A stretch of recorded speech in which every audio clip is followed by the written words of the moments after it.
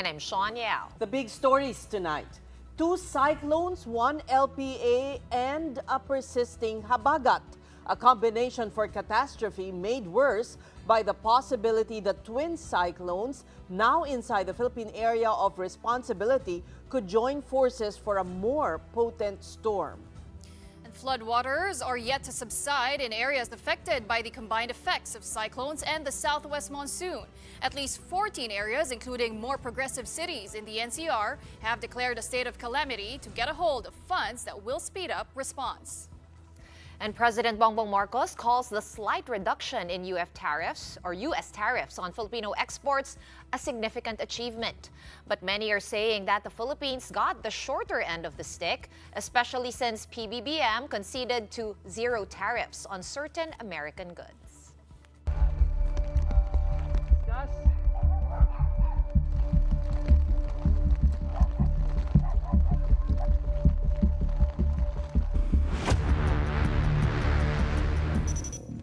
Disaster officials are reporting 7 dead and massive damage due to the combined effects of severe tropical storm Krising and the southwest monsoon or habagat.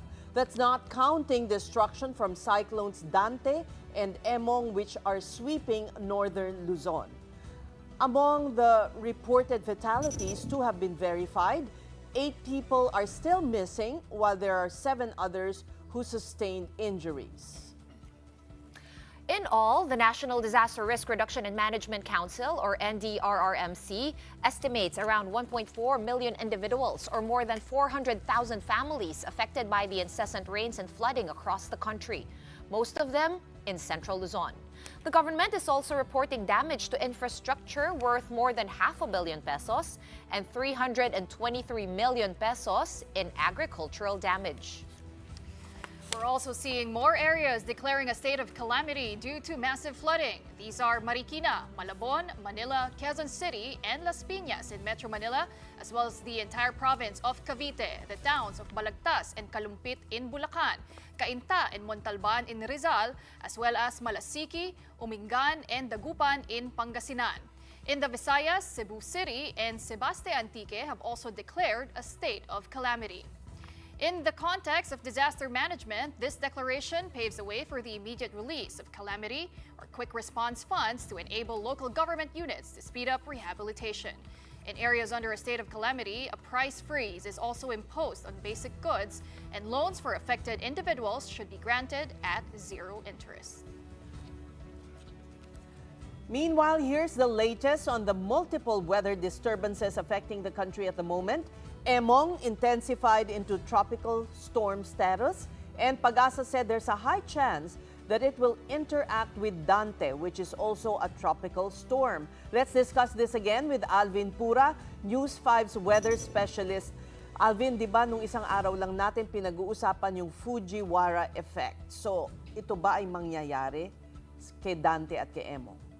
Yes, yung mga conditions nga natin para sa isang Fujiwara effect ay makikita natin dito sa dalawang bagyo na ito.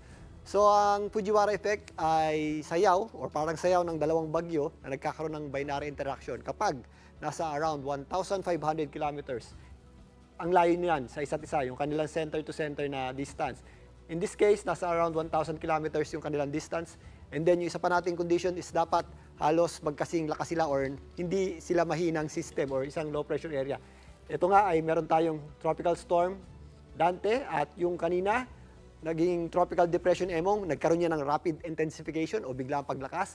Nagkaroon naman yan or naging yang tropical storm Emong. So lumakas din po yan. Pero if makikita nyo dito sa ating satellite image, significantly mas malaking sirkulasyon ng Dante kumpara dito sa Emong. So usually yung mas malaking sirkulasyon o yung mas malakas na bagyo, yun ang nagdidikta kung saan kikilos yung mas maliit.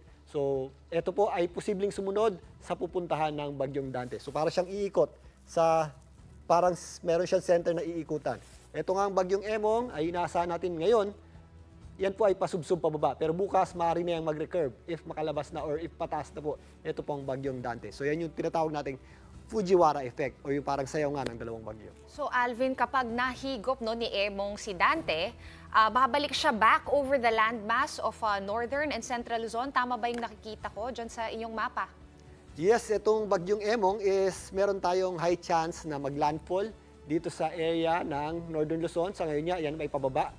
At andito sa may West Philippine Sea, maaari yang mag-recurve pabalik dito sa Northern Luzon. So possible sa Ilocos region, yan po ay tumama habang umaakyat po yan at sumusunod dito sa bagyong Dante. If ever, yan po ay hindi humina dito sa area ng Northern Luzon dahil sa interaction niya sa landmass or sa kalupaan, yan po ay posibleng magsama or sumama dito sa bagyong Dante.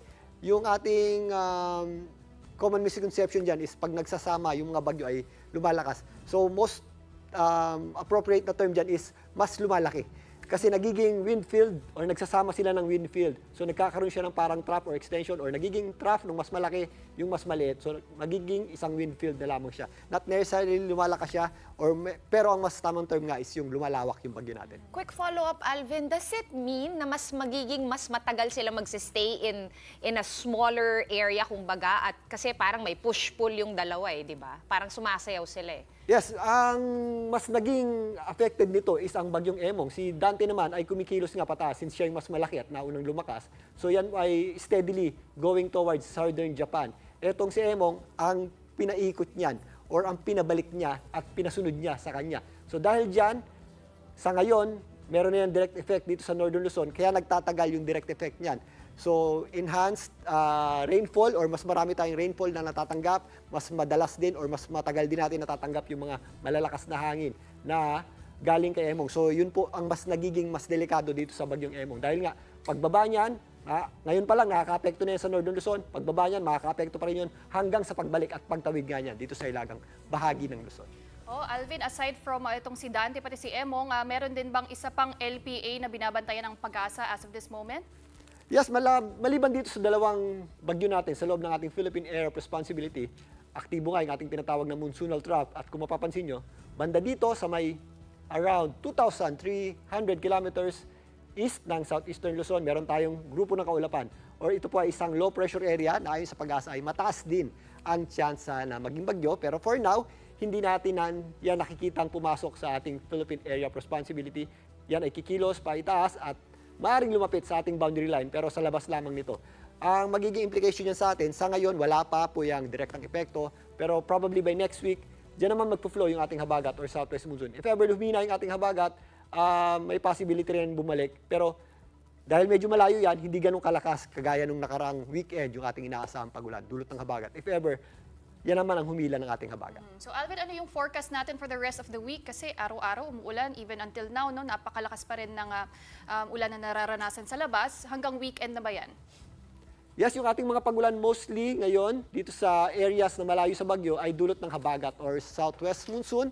Kasama po dyan ang Metro Manila. Meron pa rin tayong mga pabugso-bugsong malalakas na pagulan at kung minsan meron din tayong malalakas na hangin na dulot ng habagat. Hindi lang sa Metro Manila, maging sa karatig lugar nito like Rizal, Cavite, Batangas, and Laguna, Occidental Mindoro, mostly Occidental Mindoro, kasama dyan ang areas ng Zambales at Bataan. Malalakas na pagulan din ang ating aasahan dyan. From habagat, Central Luzon, mostly yung western section na to, including Pampanga, Tarlac, Bulacan, and itong areas ng Nueva Ecija, ito ring areas ng Bicol region. Pero dito sa Visayas and Mindanao, particularly, mostly maganda na yung panahon natin dyan at nagpapakita naman yung ating araw, pero possible din yung mga scattered at kalat na pag-ulan.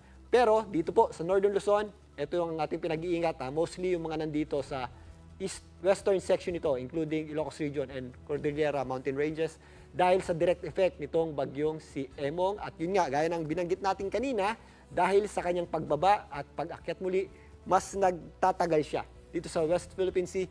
Dahil dyan, mas nagtatagal din yung effect niyan dito sa Northern Luzon, particularly nga dito sa western section nito. So, dahil dyan, mas marami tayong natatanggap na pagulan from bagyong Emong. So, doble ingat po tayo. Masasabi mo na ba, Alvin, kung kailan gaganda ang panahon? For weekend, if ever makaakyat na ang bagyong Dante at sumunod na itong bagyong Emong, meron kasing chance na humina ang bagyong Emong if magkaroon ng interaction dito sa ating landmass sa Northern Luzon. So, possible na maging kasama na siya ng wind field ng bagyong Dante. If ever makasurvive yan, aakyat din yan, kasama ng bagyong Dante dito sa itaas na bahagi nating bansa. So by weekend, mostly yung habagat natin concentrated na lang sa western section ng northern at central Luzon, yung ating mga pagulan. Mababawasan na yung ating mga pagulan dito sa babang bahagi ng Luzon, particularly ang Metro Manila at Calabarzon area, maging sa Bicol Region and Mimaropa. Pero again, possible pa rin yung ating mga scattered o kalat-kalat na pagulan at mga thunderstorms. Pero hindi na kagaya nitong mga nakaraang araw. Okay. Lahat biglang sigh of relief, ano? Maraming salamat sa iyong paglatag muli ng ating panahon. Alvin Pura, News 5's Weather Specialist. Maraming salamat. Meantime, Interior and Local Government Secretary John Vic Remulla has apologized over what he called his humorous way of announcing class and work suspensions. Yesterday, a DILG post with Remulla's name on it said, quote, "Mga abangers, may inaabangan ba kayo? Mamaya na, kain muna ako." This was followed by another post with the secretary saying, "Mga abangers, sarap ng bogchi ko. Sa kabusugan ay nakaidlip ng sandali o eto na inaabangan ninyo," which was followed by the announcement of class and work suspension. These posts did not sit well with netizens. In a post today, Remulla said, quote, "Pasensya na, pero hindi na ako magbabago ng ugali." He ended with, "A little humor never hurt anyone." Most netizens believe this is a sorry, not sorry post. And for his part, President Bongbong Marcos defended his Interior Secretary. People criticize me for the way I speak, but that's the way I speak. That's the way he speaks. As long as he gets the message across, that's what it's for. The DILG also later announced a suspension of classes tomorrow, Thursday, July 24, in the following provinces. In Regions 1, 2, and CAR, Ilocos Norte, Ilocos Sur, Abra, La Union, Pangasinan, Ifugao, Kalinga, Apayao, Mountain Province, Benguet, Nueva Ecija, Nueva Vizcaya, and Cagayan. In Region 3, classes are also suspended in Bataan, Pampanga, Zambales, Tarlac, and Bulacan, while in Region 4, they include Metro Manila, Batangas, Laguna, Rizal, Cavite, Quezon Province, Oriental Mindoro, Occidental Mindoro, Marinduque, and Palawan. In Region 5 and the Visayas, they also include Albay, Sorsogon, Camarines Sur, Catanduanes, Masbate, Romblon, Antique, and Iloilo. The DILG said work in government offices was also suspended in the said areas except for essential personnel and emergency responders. We're going to be taking a quick break for now, but coming right up, the PNP chief accepts the fist fight challenge of acting Davao City Mayor Baste Duterte. The country's top cop has even provided a venue and date for the match. Pati oras. The details when the big story returns. Keep it here.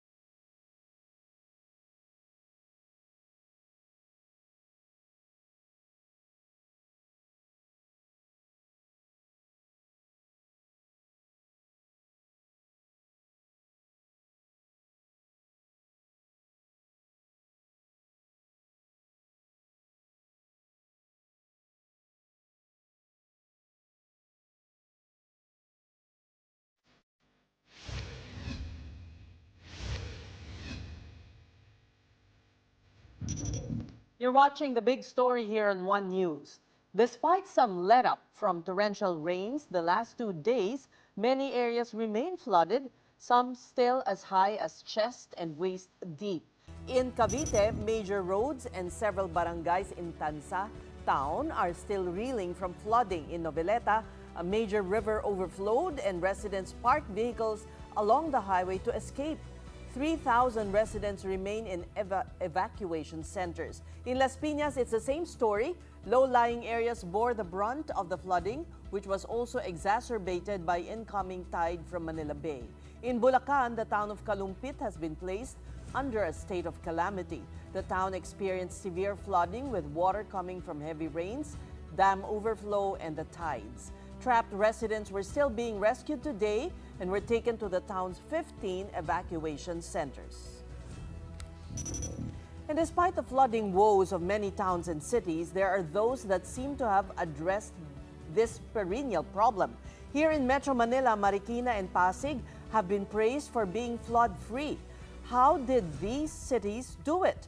We have with us tonight Bryant Wong. He is the head of Pasig City's Disaster Risk Reduction and Management Office. Good evening. Welcome to the big story, Mr. Wong. Hello po, good evening. May we call you Bryant? Yes, ma'am. Yes, ma'am. Bryant, ano ang ginawa ninyo sa Pasig? In the past, Pasig had always been one of those that have inundated by floodwater. Marami pong activities po talaga and programs na ginawa po sa City Government. Ang hinigpitan po ng mayor lahat ng infrastructure pagdating po sa strict coordination with DPWH for DPWH projects para at least align po lahat ng projects po ng city and ng national government po. So yun po yung partnership po ni Mayor, ni Mayor po and Kong, yun po yung ginagawa nila. And in to that, IEC po natin, information education campaigns po natin. So syempre, yung preparedness po sa disaster, which is yung, ang pinaka-highlight namin is yung emergency go bag. Okay. Emergency. Go bag? Tama ba? Yes. Narinig ko? Opo. Okay. Okay, Bryant, just an assessment. We see that there have been evacuations. There have been preemptive evacuation ba ito? And were there areas that were flooded still, although not as severe as before? Yes, ma'am. Yung lakas po sa flood, na halos ondoy level po yung yung millimeters na binuhos ko per day. Plus yung may mga evacuation po tayo, mga flooded areas po tayo, reaching up to 4 feet, 7 feet sa mga laylayan po natin. Meron po kasi tayo dito ng Santolan na boundary po ng ng Marikina. Ito po kasi yung ongoing na ginagawang project po ng DPWH din po. So, yun po, after po magawa, by next year, matapos, malaking bagay po yung mangyari dyan na magiging flood-free din po yung area din. Sorry, Bryant, medyo choppy lang yung linya. I understand, nag-iikot ka ngayon. Pwedeng pa shift lang ng konti and pakiulit yung sinabi mo. You're coordinating with Marikina on a specific project? Tama ba yung narinig Hindi ko? po, it's a DPWH project po siya na involved po ang Marikina and Pasig. So connected po kasi yun. And yung flooded areas na malalim namin is in Marikina boundary, which is Barangay Santolan. So doon po may wall po na binubuo po doon. Pag natapos po 'yon, hopefully by next year, sabi po sa amin, ay magiging flood free po yung area. Yun po yung mataas na evacuees po namin ngayon. Okay. Nasa ilan yung evacuees ninyo from that area, no, sa may Santolan, Pasig? Sa Santolan po, around 3,000, mga 3,000 plus po na evacuees po yun. Brian, balikan ko lang yung efforts nga ng Pasig City to address flooding. Kailan pa ba sinimulan yung proyekto na yan para lang mabigyan din yung ibang mga cities ng idea, 'di ba? Kung paano talaga i-address yan? Is it 5 years in the making? Kailan yan nagsimula? At would you know how much yung funding na allocate para dyan? Hindi po kami ganun ka-aware dahil po national project po siya. So DPWH National po yung may project po doon sa area na yun. Brian, Alam po namin with JICA po yan. Yung pumping station ba to? By any chance? Or Revented wall po siya. wall. wall? Wall siya, wall. So they're building a wall and a Parang street dike. doon sa area na yon. And we have the pumping station na, meron na po tayong pumping station po doon sa Santolan, doon sa area na yun. So Brian, I understand nag-iikot ka nga right now, no? Ano na yung assessment sa Pasig City and how would you compare the response compared to previous years? We're still learning, and we're still improving. Kung ano pa pwedeng ma-improve, sabi nga ni Mayor, lahat po ng kailangan kailangan ayusin pa rin. Hindi naman po kami perfecto, may mga kailangan pa pong gawin at pag-usapan. Can you So share with it will us, be Brian? tackled soon din po. Oo, ano yung mga areas for improvement pa? Lalo po sa tagging po ng evacuation, yun po yung tututukan po namin. May program na yan for 2026 pero we will try to expedite that. Ito yung gusto ko malaman, Bryant, no? Yung garbage collection ninyo. Oo Because nga. kausap namin kahapon si MMDA, yung head ng flood department nila, si Mr. Mark Navarro, nabanggit nga niya yung nagbabara dun sa mga pumping stations and waterways. It really causes flooding. Meron ba kayong ginawa dyan sa Pasig specifically, no, to make sure na maging clear tong mga daluyan ng tubig, mga estero, at pati na rin kung yung pumping station dyan na nabanggit mo? Opo. Sa lahat naman po pagdating sa basura, hindi naman po talaga perfect na. Pero may programa po ang city government. Daily po umiikot si Mayor para sa Oplan sa ayusan, para sa mga declogging around the city. So, daily for the past 4 or 5 years, yun na po yung ginagawa niya. Yun yung normal routine niya po. So, ang Oplan kaayusan, hindi lang naman po declogging. Marami po siyang activities din po. So, ang tingin ko po nakatulong din po to, plus yung preparedness po ng mga barangay po natin. We understand din na madalas magkaroon ng dredging ang local government ng Pasig. Tama ba ang aming impormasyon? Declogging po. Declogging. Declogging ng mga drainage. po natin. Oo. Okay. How often do you do that? And talagang ina-anticipate nyo ba na, kasi predictable naman kung kailan ang tag-ulan. So, pakishare rin sa amin. Program po siya eh. So yearly, tuloy-tuloy lang po siya. Hindi po siya natatapos talaga. Okay. Kasi at the end of the day, nagkakaroon pa po ng ng mga bara talaga ang mga invernal po natin. Like for example, may mga areas natin na ang nakaka-cause ng baha doon, may basura lang sa inlet.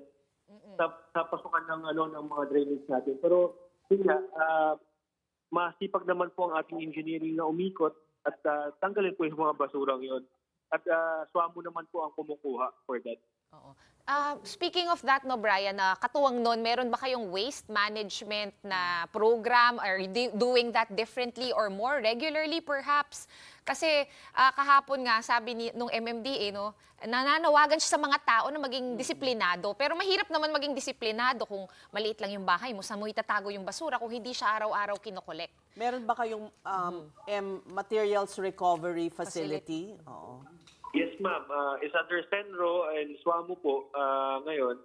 So, meron pong MRF for that. In addition to the waste collection of the private contractor and the city by admin. So, normally, nagdodoble-doble na rin po yung effort. Tulong-tulungan na ba? Oo. How long have you been in your position, Bryant? I've been with the DRMO dito sa Pasig for 6 years and sa practice po ng DRR sa ibang LGU din, total of 14 years po. Oh, okay.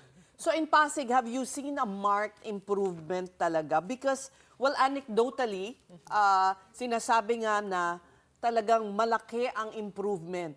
Laging Pasig nasa top of the yung mga pinaka-binabaha doon. So, can you share anong nakita mo in the past 5-6 years? Sa akin po, may factor din po yung previous administration pagdating doon sa learning from Ondoy. So, they put up pumping station and ang sabi nga ni Mayor, ituloy natin yung programa, ayusin natin at improve pa natin. So yun po yung susi po dito is continuing yung mga nasimulan po before at i-improve po siya. Lalo sa flood control po. Well, Brian, Pasig City has 30 barangays. Which parts would you say are still vulnerable to flooding and future rains? Kasi patuloy pa rin ang typhoon season sa Pilipinas. Sa akin, ma'am, ang masasabi ko pa rin, ang affected is Habagat is 15 barangay and almost 27 evacuation centers ang binuo po ng camp management ng CSWD. So we could say that all the 15 barangays are really affected. But ang tanong nga dyan, gaano ka-severe, diba? Yung effect sa kanya. And ang ginawa kasi namin ngayon, rather than to rescue operation, which is very minimal, is to encourage preemptive evacuation rather than to rescue. Okay, so it looks like mahaba pa tong bagyo na ito. Dalawang bagyo nga ang binabantayan natin. Yes, ma'am. And nag-declare na ng state of emergency ang ibang Metro Manila cities. In your case, may pondo naman kasi mukhang tatagal ang mga evacuees sa evacuation Yes, ma'am. centers. Sapat naman, hindi na kailangan mag-declare dyan sa inyo. Hindi ko pa po masasabi. Right now, nag-uusap po kami ng mayor at ng the vice mayor at ng mga councilors. Right now, day-to-day po ang assessment po namin. Okay, so for now, okay pa. At least. Okay pa po. Yes, ma'am. And then any other disaster preparedness projects in the pipeline in Pasig City that your constituents can look forward to? Sa akin, I would like to highlight yung emergency go bag po namin. Dahil malaking bagay po siya. Natututo yung tao maging prepared pag-evacuation nila, nadadala po nila sa evacuation centers. And syempre, kung binahan naman sila, pwede siyang floating device. So that's one. And syempre yun, di po matatapos sa mga trainings po namin. And we will keep improving. Okay. Yung go bag na yan, bigay ng LGU. Kayo ang nag-design. Yes, ma'am. Bigay po yun ng LGU. It's 430,000 pieces for every Pasigueño family. So one lang House to per house family, po siya Brian? distributed. One go bag for every Pasigueño family. House to house distribution, last year po ginawa yun. And then do you tell them what to put in, like yung mga importanteng dokumento sa loob ng plastic bag? Hindi kasi minsan nakakaantala yun eh. Kung di ka prepared, Yes, ma'am. ayaw mo mag-evacuate muna, di ba? Yes, ma'am. Pwede po panoorin yung video po doon. May QR code po doon sa sticker, magnet, and handbook. Babasahin lang po nila yun. I-scan lang nila yung QR code, papanoorin nila ano po yung laman ng go bag at ano pong kailangan idagdag. Nandun po lahat ng data na kailangan at paano gamitin yung go bag nila. And Brian, ang mga residente ba ng Pasig mas responsive na rin ngayon sa mga preemptive evacuation dahil nga naranasan na nila yung effect ng Ondoy? Yes po.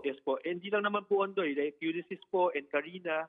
Ulysses noong 2020, Typhoon Karina last year. And yung series of typhoons. So mas alert po sila ngayon. Mas nagko-comply po sila sa LGU pagdating ng preemptive evacuation. Pero yun lang, iwasan lang po natin ang fake news kasi may mga nagpapakalat na may ayuda, may financial assistance, which is wala naman po na in-announce ng LGU na ganun. Okay. Thank you so much. Thank you for sharing your story. At this point, we'd like to say goodbye to Pasig City Disaster Risk Reduction and Management Office Head, Bryant Wong.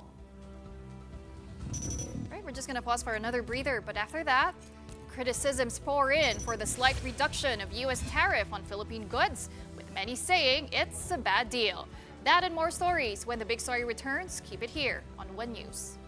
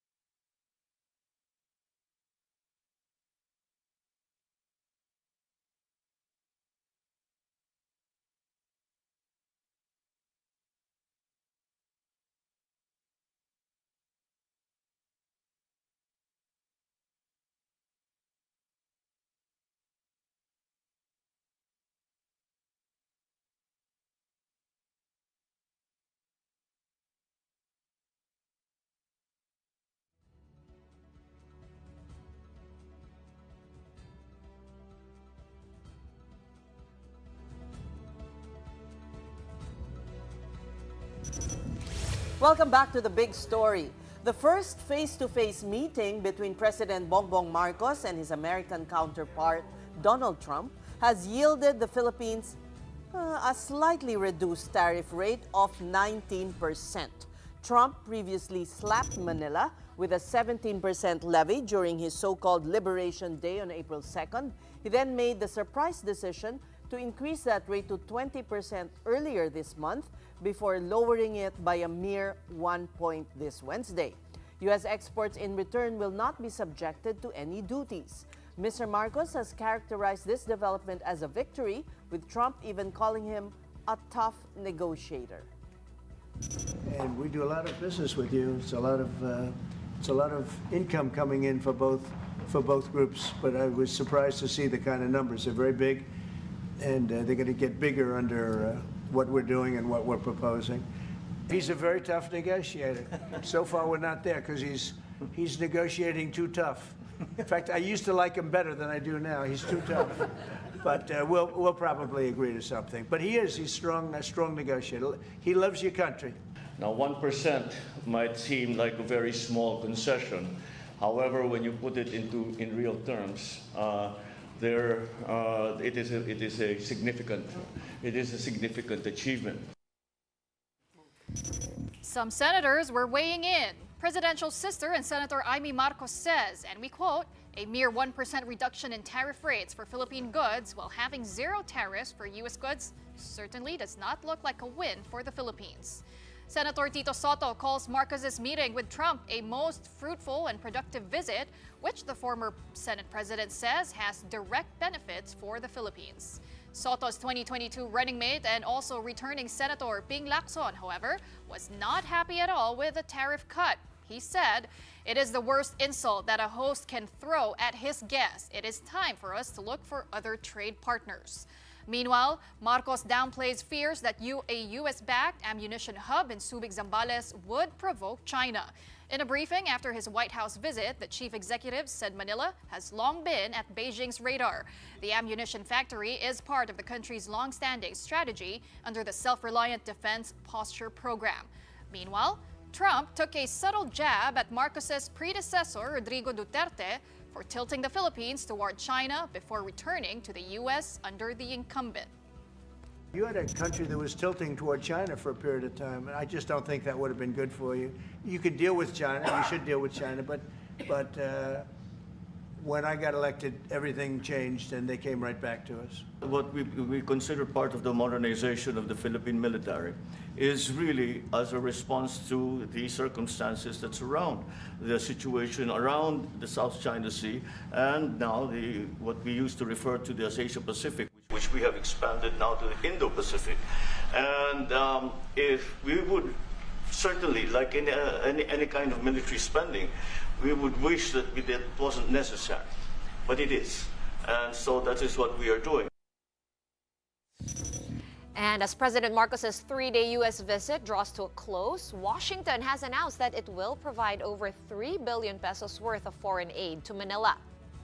U.S. State Secretary Marco Rubio said the $60 million assistance package would support energy, maritime, and economic growth programs. The State Department has expressed its intent in working with the U.S. Congress to shell out 825 million pesos, or $15 million.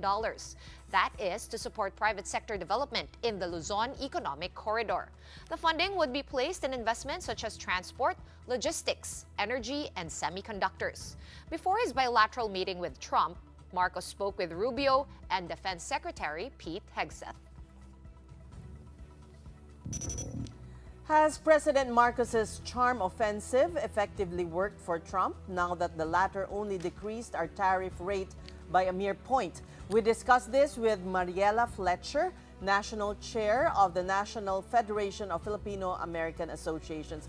Good evening, Mariela. Welcome to The Big Story.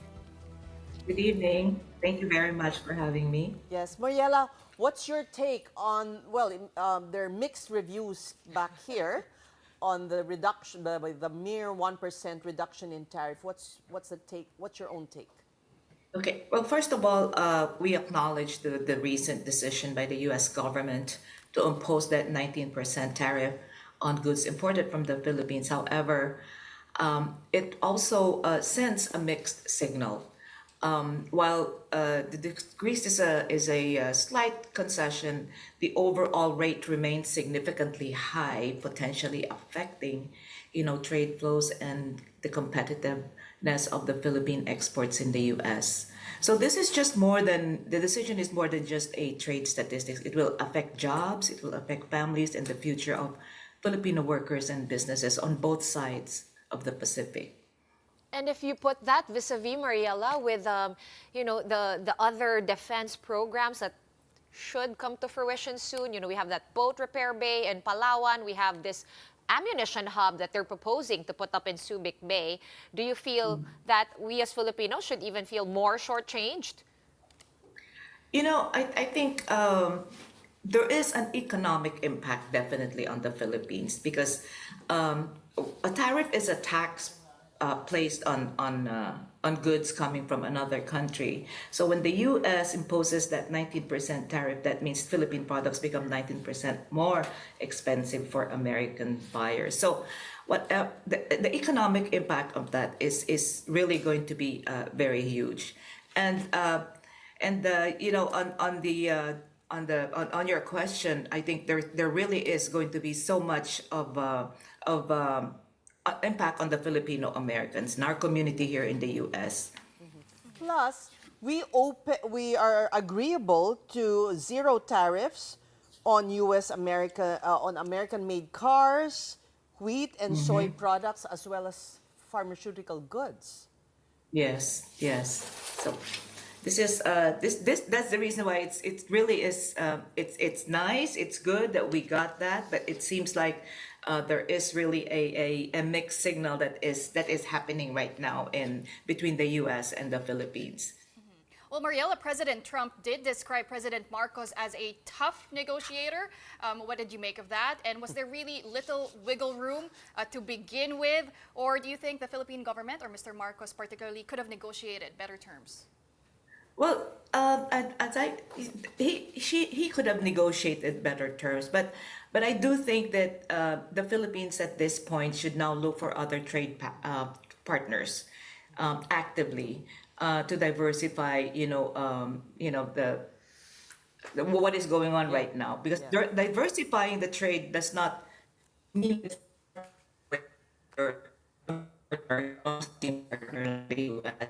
it's just expanding your opportunity. We're losing you. I'm sorry. Mariela, can you still hear us okay? Yes, I can hear you. Okay, I think it's our internet connection. Yeah. be us. Well, we're in the middle of two storms. That's why. Yes, I understand. Yeah. We can hear you.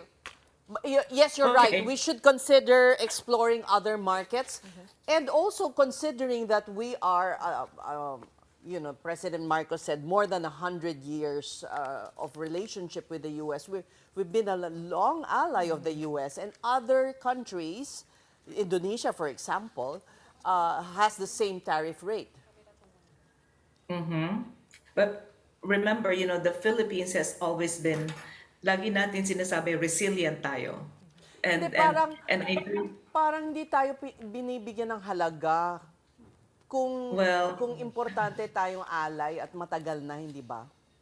Yes, that is the sentiment, that is the feeling right now. But I do think that when we move forward, we just have to, the U.S. and the Philippines really are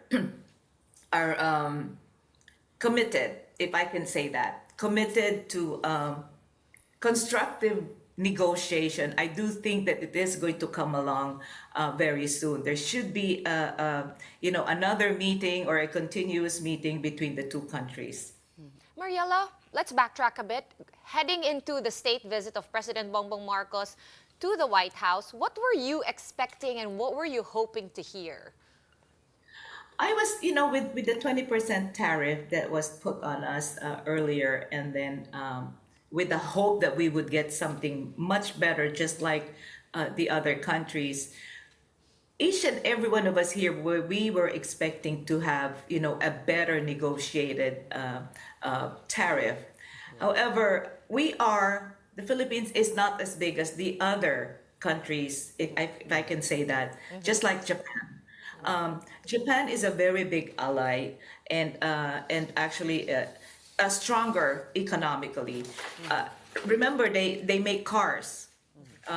Philippines, we have very labor-intensive products. We are not as big as Japan's trade. They do have also a free trade, if I'm not mistaken, a bilateral agreement that they can negotiate every now and then. Unlike the Philippines, we don't even have a free trade agreement with the United States. So they have there is quite a big contrast between the two, between us and also Japan. But there's also Vietnam and Indonesia. They both managed to negotiate down the tariffs levied on them by the White House. And to think, they're actually a bit more, let's just use the word term, friendly with China, right? And also, speaking of that, President Trump did say, it's okay, pursue your independent policy with China. We're also trying to be better friends with China. Did that surprise you at all? Yes, of course. But again, let's think more positively. I think the Philippines can diversify their trade by strengthening their ties with their other neighbors. Like you just said, that Vietnam, Thailand, and Indonesia. We have to also revisit maybe some of our different bilateral agreements with other countries, maybe like South Korea. So these are things that I think the Philippines can do to diversify this trade. Well, Mariela, are there steps that your federation, Mariela, do we still have you? Mariela? Okay, hinigot na ni Dante o ni... Na Fujiwara. Nasa gitna siya, no, Fuji? Mariela, sorry, we're gonna check that again. Can you hear us? Yeah, I there can hear we you. go. Okay. Yeah, I wanted to ask if there would be any efforts on your part, your federation, to possibly help in advocating for better trade terms, fairer trade terms. This is our organization may not be in. We would be able to, in terms of just making a call to action. I think that would be how I would say it. So we would encourage our elected leaders to support fair trade, if I can say it, fair trade that will uplift working families across the borders. So I would like to also urge the Filipino Americans to stay informed and support small businesses and continue advocating for economic justice and inclusion. So we do have we should be able to call on our leaders, our community leaders, to do the same. So we have to raise awareness. We have to support Filipino products, if I can say that, to continue to buy lahat ng Philippine made, which we always do here in the U.S. And definitely encourage more diplomacy, not division. As a matter of fact, we have to be more diplomatic in our trade. But the main issue, Mariela, confronting the community, Filipino American community in the U.S. is really immigration, the hardline stance of President Trump. Did you expect President Marcos to raise that, or would that have been suicide? That is a very touchy topic right now, knowing that last weekend I was in DC and there was a cruise ship that, again, have had problems with the cruise ship cruise ship workers. And we are in the process of, as a community, calling on to our embassy, calling on to our leaders to help the Filipino workers, ship workers who are Filipino citizens, not even green card holders. So that is another problem we are facing right now. And yes, could have been discussed. There was nothing in the news that says anything about immigration problems at the moment that is affecting the lives of Filipinos and Filipino Americans here. Should have been handled.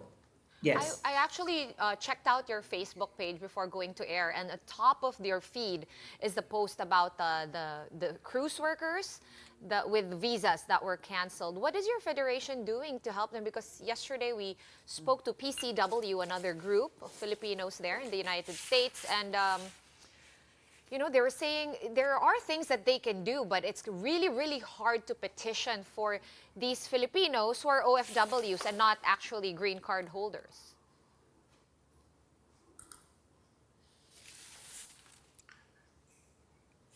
Did you hear us? Yeah. Okay. Okay. We're back. Only in the Philippines. Correct. Yeah. So your question again, please. I'm sorry, I lost you there. Yes, it was about the what your federation can do to help out the OFWs and the cruise ships, which were, of course, we all know that Filipino seafarers make up a huge population of Yeah. seafarers around the world. Is there something that you can do to help them make their case? And get it's their likely it won't be the last. Right. It's going to happen again.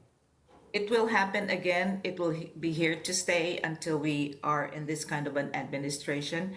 But we are connecting with the embassy, the labor attaché as well, and hopefully be able to connect with the ship owners, because these are Filipino citizens, but at the same time, being Filipino Americans here, living here, we cannot just leave them without helping them. So in NAFA, we have 14 regions all across the United States, and most especially like this one that happened in Virginia, which is our capital region.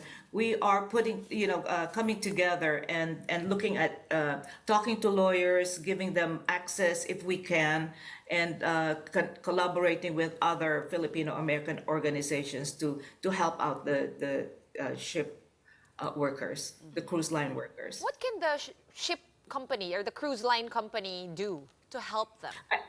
Well, I think they got their jobs because of they applied to the ship owners, right, or the cruise line. So that is what I believe should happen. They should come in and take a look at what's going on with their workers. Although we cannot just, as I said earlier, just leave them behind and do nothing about it. Well, Mariela, in terms of immigration, the bulk of undocumented Filipino immigrants are mostly in California.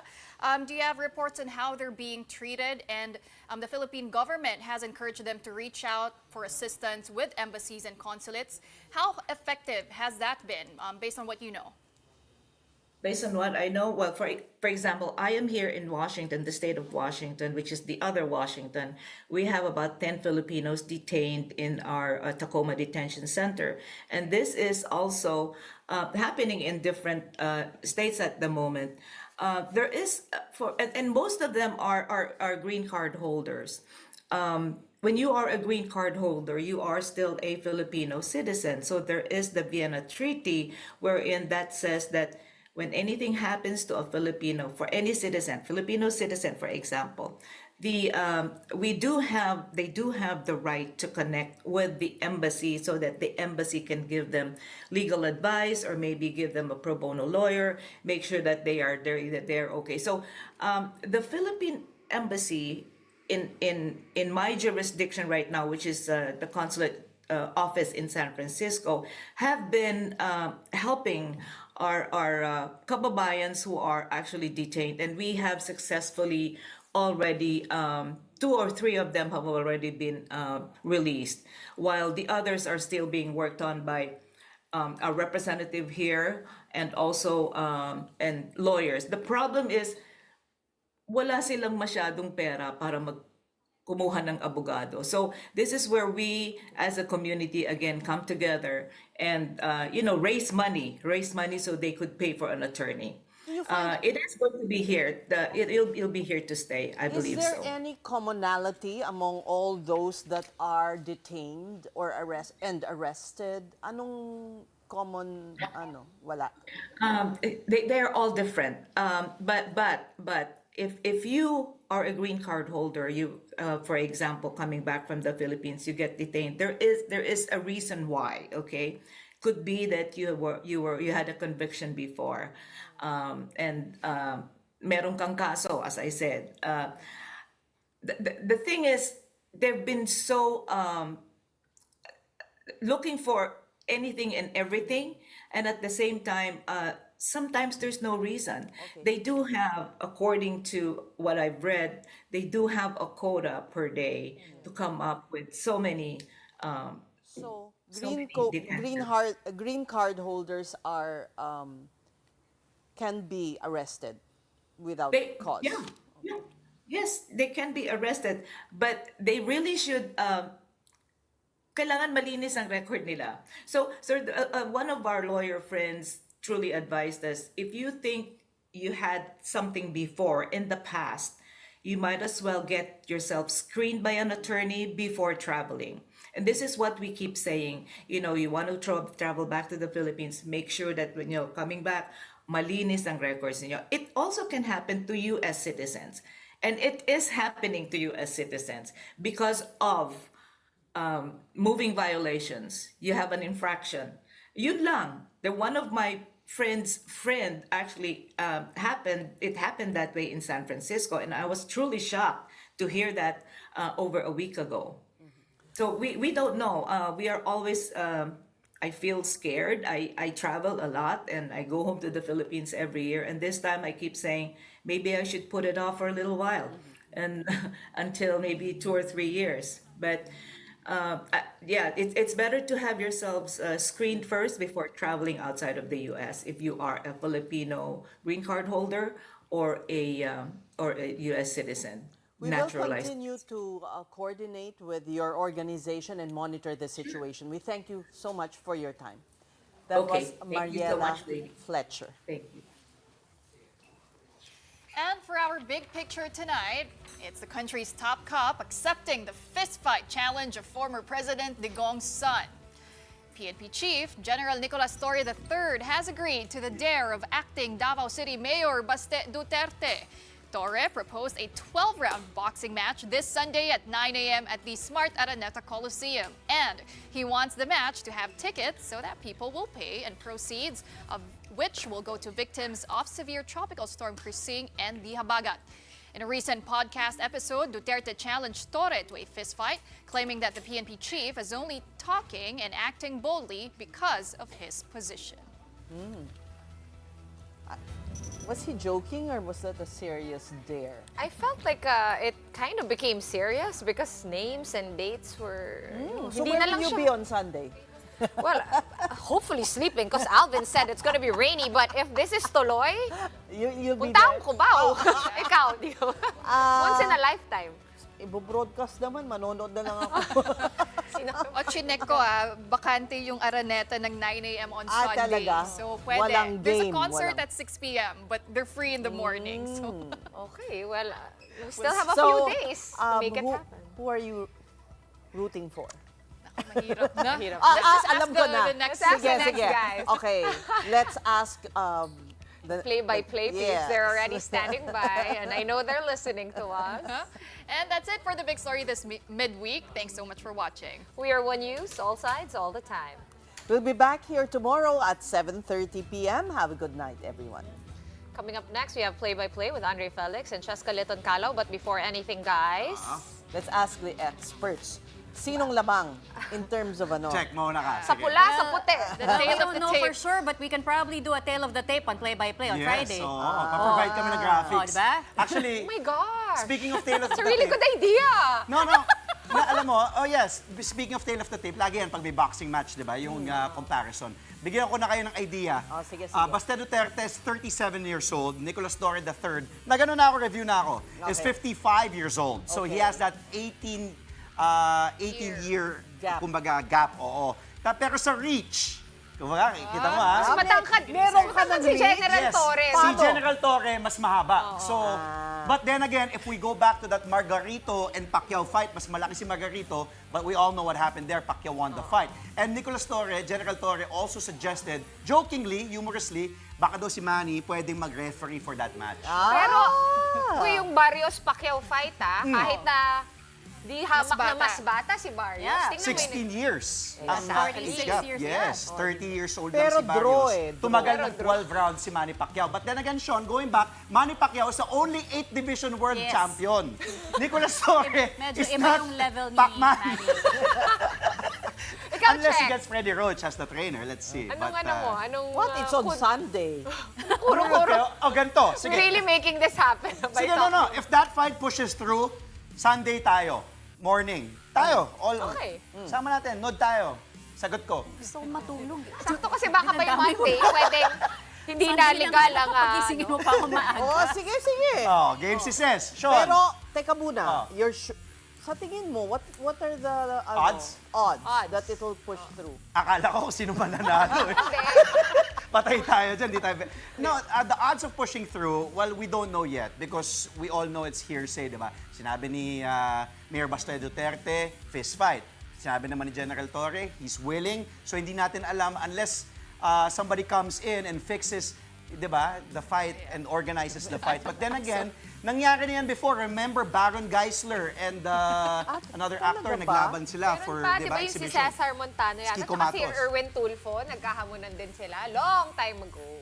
Oo. Tama, So, tama. Oh. Tepe, nangyari?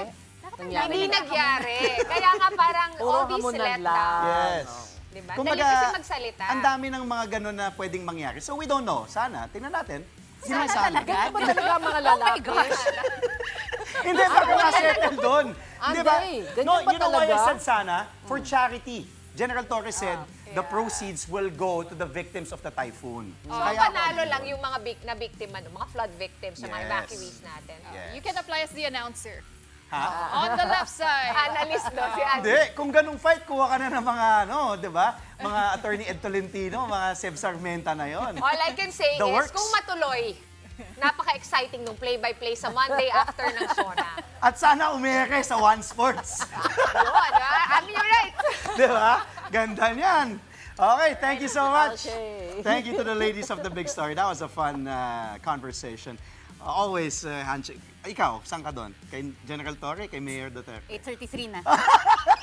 Galing, mong galing, sinasabi. galing. Thank you to Cez Trilon, Sean Yao, Pauline Versosa. And as Cheska mentioned, on our show, we got us get the show on the road. We learn more about Chris Paul's new role with the Los Angeles Clippers from the team's president of basketball operations. Plus, check Marcus Smart sharing we go. why he joined the Los Angeles Lakers